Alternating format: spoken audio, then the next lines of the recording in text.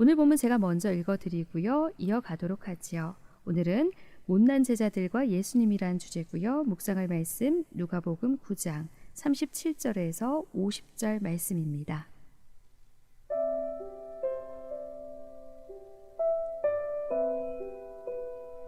이튿날 산에서 내려오시니 큰 무리가 맞을세 무리 중에 한 사람이 소리질러 이르되 선생님 청컨대 내 아들을 돌보아 주옵소서.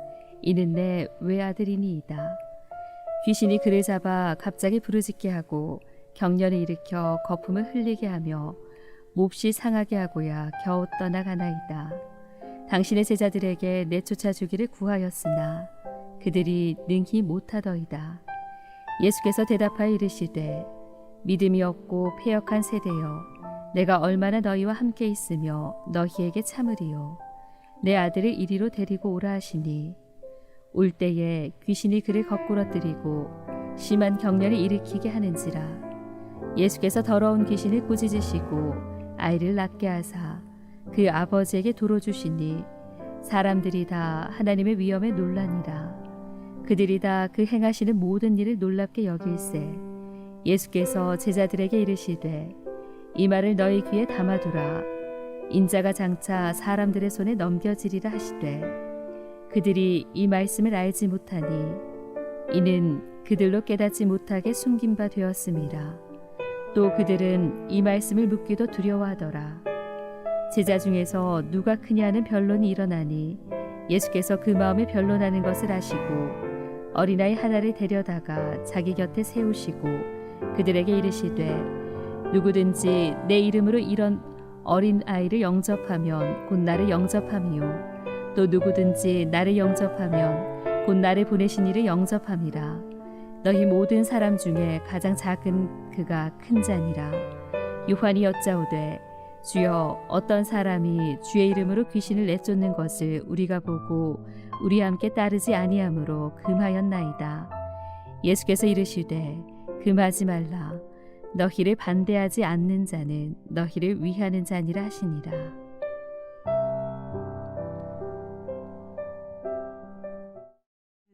오늘 이 말씀을 보니까 40절에 보니까 당신의 제자들에게 내쫓아 주기를 고하였으나 그들이 능히 고치지 못하더라. 그죠? 네. 그런데 사실 저는 이 말씀을 보면서 우리가 10일 날 말씀 보면 9장 1절에 예수님께서 하신 얘기가 있거든요. 예수께서 12제자를 불러 모으사 모든 귀신을 제어하면 병을 고치는 능력과 권위를 주셨죠. 네. 분명히 주셨는데 오늘 어떤 일이 일어났습니까? 못난 제자들이란 제목 하에 그죠? 네. 당신의 제자들이 이걸 능히 해결하지 못했다라고 이야기하잖아요. 네. 그러면서 예수님이 화가 나셨어요. 믿음이 없고 배역한 세대라고. 그러면 왜 이럴까 그죠? 예수님 분명히 능력을 주셨는데 왜 제자들은 그 능력을 쫓지 못하는가? 저는 오늘 그게 궁금해요. 네. 그러면서 또 이 밑에 놓는 부분이 뭔가 하면 너희 귀에 담아두라. 내가 오늘 좀 중요한 이야기를 하는데 너희 귀에 담아두라. 네. 오늘도 역시 이게 듣는 이야기 담아두라는 이야기를 네. 하게 되네요. 네. 그래서 저는 어떻게 보면 성경의 이 원리가 반복이에요. 계속 이게 보면 똑같은 일이 사실 저는 오늘 이 이야기가 전번주에 제가 방송했던 그 내용이랑 똑같은 이야기를 오늘 또 나눠야 될 네. 상황인 거예요. 보니까. 그런데 저는 오늘 이 말씀을 보면서 조금 나누고 싶은 얘기가 있어요. 제가 열린다 성경에 보면 류 모세 선교사님이 열린다 성경을 집필하신 분이잖아요. 거기 보면 어떤 얘기가 나오냐면 우리 이제 큐트했던 부분이에요. 누가복음 5장 이야기인데 베드로가 빈 배로 왔다가 만선으로 되는 부분. 네. 그 길을 보면요. 베드로가 바닷가에 물고기 잡으러 갈 때 어떤 마음으로 가는가를 예수님이 아셨어요. 그러니까 그 베드로가 어떤 마음으로 가냐 하니까 우리도 바다의 용왕신이라는 게 있잖아요. 네. 그러니까 그 당시에 이스라엘에 있어서 얌이라는 바다의 신을 섬기고 있는 때였어요. 그러니까 베드로도 그 얌이라는 신에게 오늘은 정말 많은 고기를 잡길 원한다는 마음을 드리고 가는 거죠. 근데 예수님 이미 그 마음을 아셨던 거죠. 그리고는 갔는데 한 마리도 못 잡았잖아요. 그런데 그 이제 우리 여기 열린다 성경에 보면 갈릴리 바닷가가 고기반 물반이랍니다. 네. 그러니까 한 마리도 못 잡는 게 기적인 거죠. 아, 그렇죠. 예, 오히려. 예. 그런데 정말 예수님은 그때부터 그 기적을 이루신 거죠. 물고기들아 오늘은 거기에 들어가면 안 돼. 그리고 돌아왔을 때에 예수님이 다시 베드로에게 깊은 곳에 가서 네, 그물을 던지라고 하잖아요. 근데 그거는 이제 책에 보면 그런 얘기가 있습니다. 지금은 투명 그런 거물이 있지만 그 당시에는 세마포로 해서 흰 천으로 물고기를 잡았다네요. 근데 해가 뜨면 그 세마포가 보여서 물고기들이 절대로 안 들어간답니다. 날이 밝으면. 네. 그런데 그 날이 밝은 그때에 예수님이 깊은 곳으로 가서 거물을 던지려 했을 때 이미 거물도 다 씻어 놓은 상태고 사실 저희들이 뭐 교회 식사 봉사를 하든지 그랬다면 해도 설거지하고 다 끝났을 때 누군가가 밥 먹으러 오면 사실은 좀 짜증이 이렇게 나기도 하듯이 다 끝났는데 예수님이 가서 던지라고 할 때 자기 경험과 자기 어떤 모든 생각을 내려놓고 그거는 정말로 아닌데도 순종해서 나아가잖아요. 네. 그 순종해서 나아갔을 때 만선이라는 것을 이루고 와가지고 그 베드로의 그 태도가 사실은 참 관심이 있는 거예요. 그 만선을 이루고 돌아왔으면 막 좋아하고 막 그래야 되는데 베드로의 태도가 주여 나를 떠나소서 나는 죄인입니다는 고백을 하면서 예수님 발 앞에 엎드리는 모습이거든요. 네. 이제 그거를 이제 이렇게 풀어놓으셨는데 그러니까 사실은 베드로는 정말로 예수님이 그 바다조차도 다스리시는 신이라는 걸 몰란 거예요. 그 물고기 처음 나갈 때만 해도 네. 저분은 그냥 랍비 정도지 어떤 신의 존재로 인식이 되지 않는 그래서 얌이라는 그 신에게 바닷가로 나간 거거든요. 네. 그런데 예수님은 그 마음을 다 읽으신 거예요.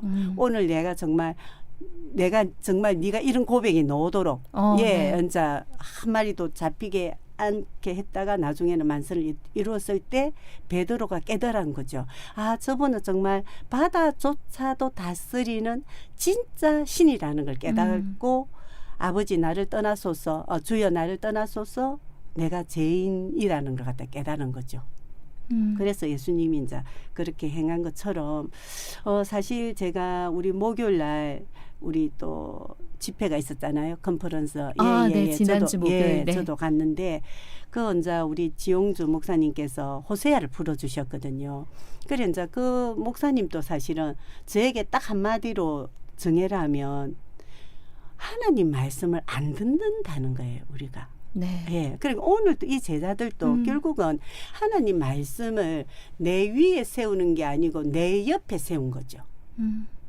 그러니까 나와 상관이 없어요. 이 말씀을 내가 들었을 때 내 옆에 세운 말씀이 되다 보니까 내 위에 세운 게 아니고 그러니까 능력이 놓을 수가 없잖아요. 네. 그래서 저는 그때도 우리가 어떻게 듣느냐가 중요한 것처럼 오늘도 귀에 담아라 했는데도 이걸 이해하지 못하고 결국은 예수님이 십자가에 내가 지금 죽을 날을 이야기하는데도 제자들은 어떤 모습입니까? 네가 듣느냐 내가 듣느냐. 네.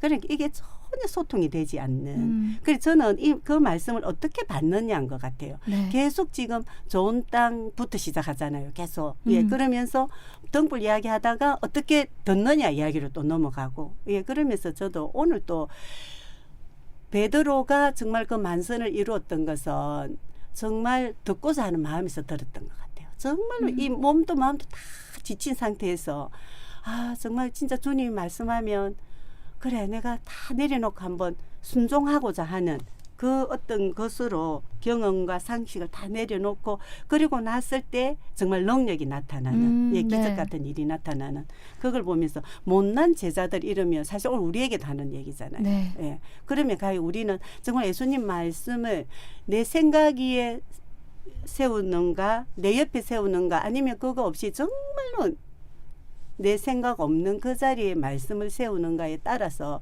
우리의 삶이 이렇게 달라질 수밖에 없는 그런 상황인 것 같아요. 지난주도 권사님 그 말씀하셨어요. 네네네. 내 생각이 없는 상태에서 네네네. 그 말씀을 받아서 네. 그 말씀대로 사는 삶 그렇죠. 얘기하셨거든요. 근데 늘 그런 것 같아요. 듣고 싶은 대로 그럼요. 듣고자 하는 말만 네. 듣는 것 같아요. 근데 오늘 너희 귀에 담아두라 이 말씀이 참 마음에 많이 와닿거든요. 그 말씀을 귀에 담아두고 그 말씀을 깨달아 알고 그 말씀대로 살아가는 삶까지 이어져야 되겠구나라는 네네네. 또 깨달음을 얻게 됩니다.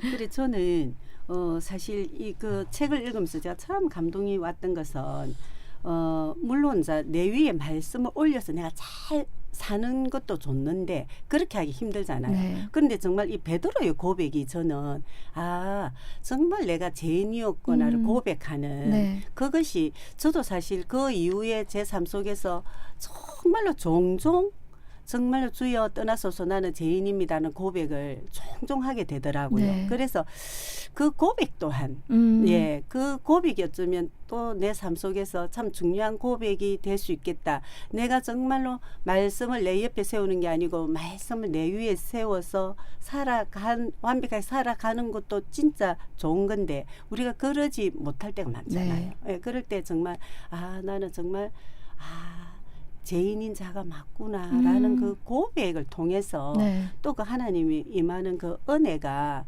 또 너무 소중한 거 아닌가 그런 생각하게 되거든요. 그렇죠. 예. 우리의 능력과 예. 힘으로 그 말씀으로 살아내어지지는 않으니까요. 네네네. 늘 무너질 때가 더 예, 많은데 예. 권사님 말씀처럼 그 모든 것들 내려놓고 네. 내가 죄인입니다라고 고백하고 그분을 붙들고 나아갈 때 이 모든 것이 이루어지지 않을까라는 생각이 듭니다. 네, 권사님 오늘 저희 여기까지 말씀 나눌까요? 네네. 네, 지금까지 한나제 큐티 부암제일교회 김영실 권사님이었습니다. 귀한 말씀 감사합니다. 네, 감사합니다.